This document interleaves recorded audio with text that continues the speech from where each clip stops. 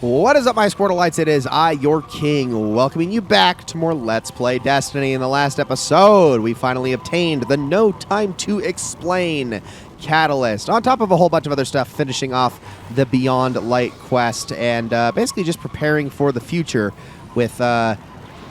What's the name of this guy? Born in Darkness? That's the one. Yeah, so we also got to work on getting stasis all put together, getting all our aspects and fragments. The fragments are going to take quite some time, but the aspects are very doable, and we're going to be working on those one at a time. So there was actually one thing we needed to do here within this particular area, and that was not the stasis prototype. There is, I know for a fact there's one...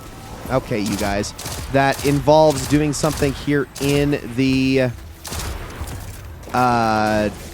what is this area called? The place where the stasis regeneration is high. I always forget the name of it. But we're going to be starting today, at the very least, by taking care of a few things here in Cadmus Ridge. We're actually going to be jumping on into the Lost Sector first. And this is the most, I would say, benign Lost Sector of the three. That's not to say that it's necessarily... all that uninteresting, but this one is probably the easiest to complete. If you ever need to farm lost sectors here in Europa, I would highly recommend picking this one. It's very straightforward, it doesn't have a lot of enemies, and it has the easiest boss to kill at the end of the lost sectors. Let's head on in here and do this one first. So I'm going to be mostly focusing... Clovis must not have wanted it found. Let's see what he had to hide. And we will be looking around. And it looks like there's a chest open as well, but I'm going to mostly focus on just using No Time to Explain in here, because I do need to get myself lots and lots of kills with it as we continue to work on this catalyst. Let me open this up. This will complete another armor piece quest. So now we can actually start getting that armor, which is pretty cool.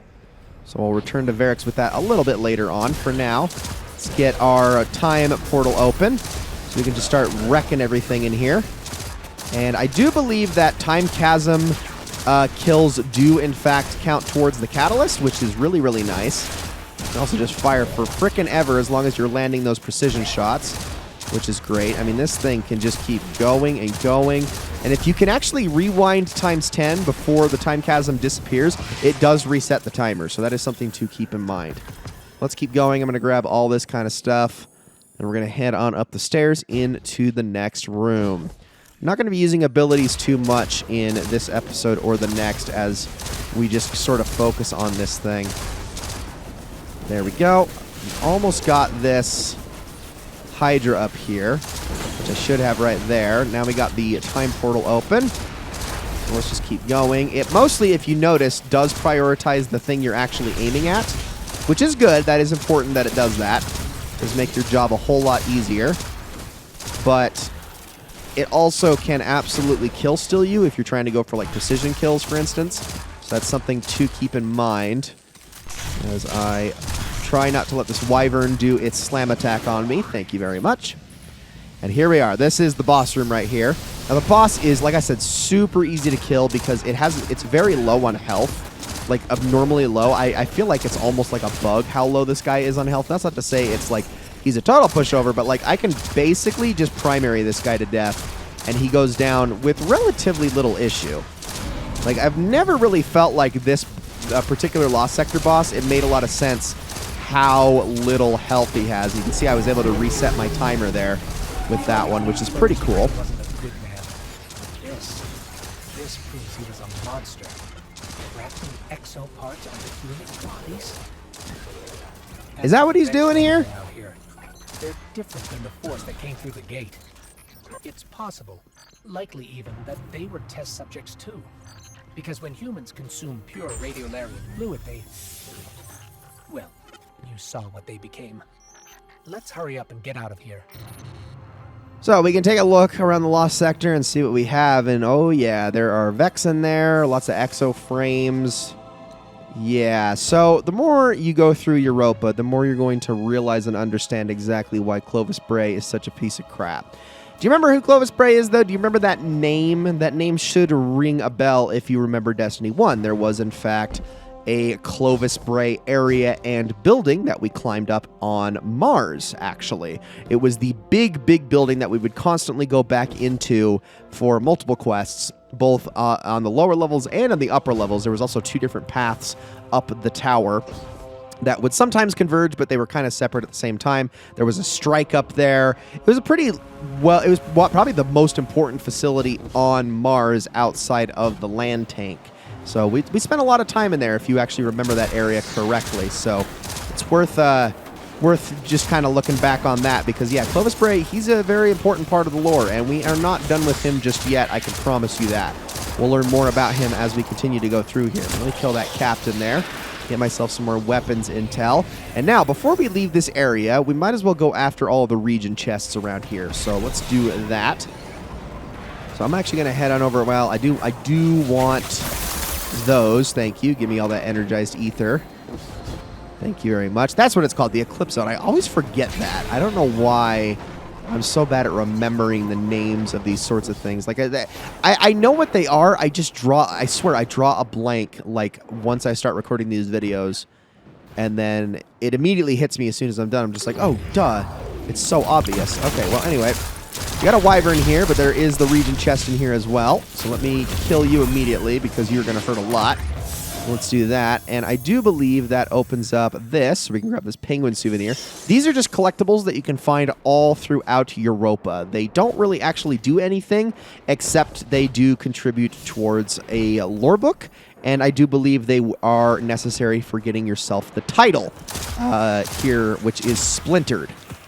So if you are chasing for that, you will need to track down all of the penguin statues. Some of them are much more, or figurines.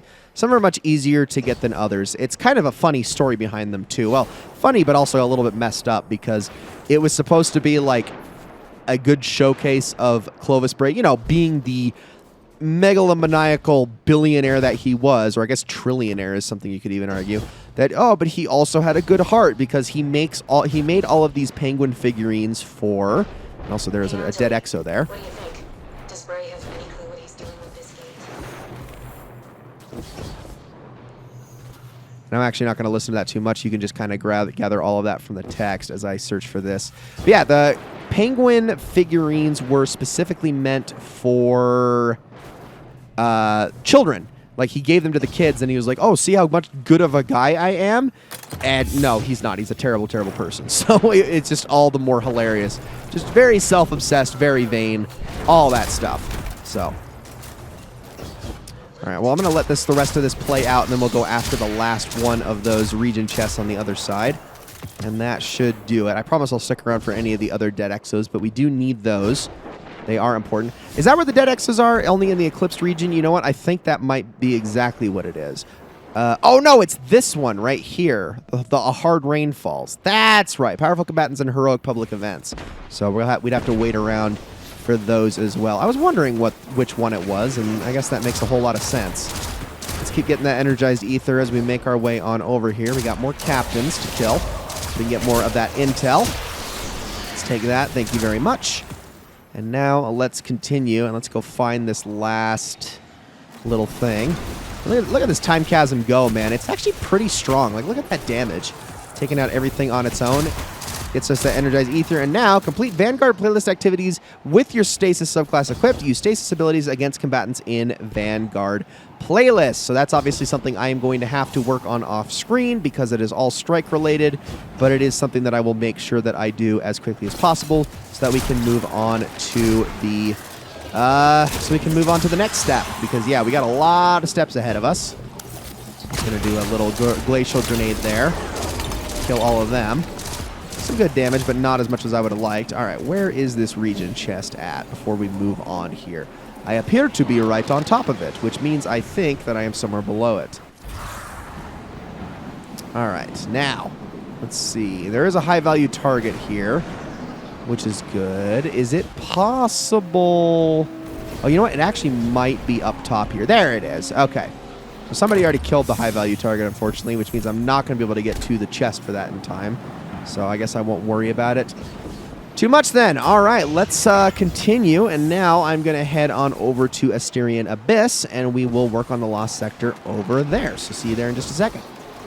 All right, and here we are. So let's head straight on into the Lost Sector. I'm just going to ignore that public event entirely. I have absolutely no interest in doing that. This is probably going to be the last thing we do in the episode is this lost sector. We'll get all the region chests in the next episode. You know, I'll tell you what. I will actually get the other steps for Born in Darkness done between episodes. So in the next episode, we will have all that done. I'll head on into the Vanguard playlist, get all those stasis ability kills done and whatnot so that we can just jump right on in to the next step and possibly get ourselves our first aspect as quickly as possible. Let's keep going here. Now this one is incredibly fallen heavy, if that wasn't immediately obvious. This one is, it does require a little bit more platforming because there's a lot of the Vex milk kind of around this lost sector that you do need to be aware of, so keep that in mind. I decided I don't want to activate Time Chasm there. I would much rather do that in here, where there are a lot more enemies. We also are going to be running into lots and lots of fallen captains and servitors and the like, so that's also something to keep in mind. Let's get that going now, as this just kind of kills everything. And then we just kind of move on to that one. There we go. Come on. Do your job, dang portal. I believe in you. Yeah, get me all that intel. Thank you very much. And I will be sure to, while I'm doing strikes, specifically use No Time to Explain so I can get this gosh darn catalyst done. There we go. Not bad. All right, and that should do it for those. I think I missed an enemy. Oh, yep, there was a single dreg hanging out over there, but our Time Chasm absolutely sniped him. So, more. There we go. Take all of them out. And there we go. Let's keep moving. All right, this is the part you're going to want to be careful in. So, you see there's exploder shanks over there. That's not all of them. If you try to jump across again, yet more will spawn, so make sure you back up. They spawn in 3 mini waves. Once all 3 of those waves are cleared out, then you are good to cross. And now we have ourselves a boss, which is easier to get to than the last lost sector, but not as easy to kill as the last lost sector, which is why I'm going to be using my super this time. So the boss doesn't immediately spawn. You got to kill off a few enemies before you do anything here. I'm going to throw that in there because a servitor does spawn right there. I would like to kill that thing to get the weapons intel. And now, for Telex, let's use our super here. Alright, and I am going to try to just kind of focus him down with Time Chasm. Like so. There we go. Look at that. Absolutely brutal damage. That thing is not going away. Oh, come on. Almost got it. Almost got it. Alright, hold on. I'm moving. There we go. There we go. There we go. Almost got him. He's so dead. There it is. And now we can kill everything else. If I can be careful and not get myself killed here. Perfect. Alright, now with everything dead in here, and almost everything dead in here, we should be able to open up this cache and call it a lost sector. Alright, guys, that is going to be it for this episode of Let's Play Destiny. Thank you all so very much for watching.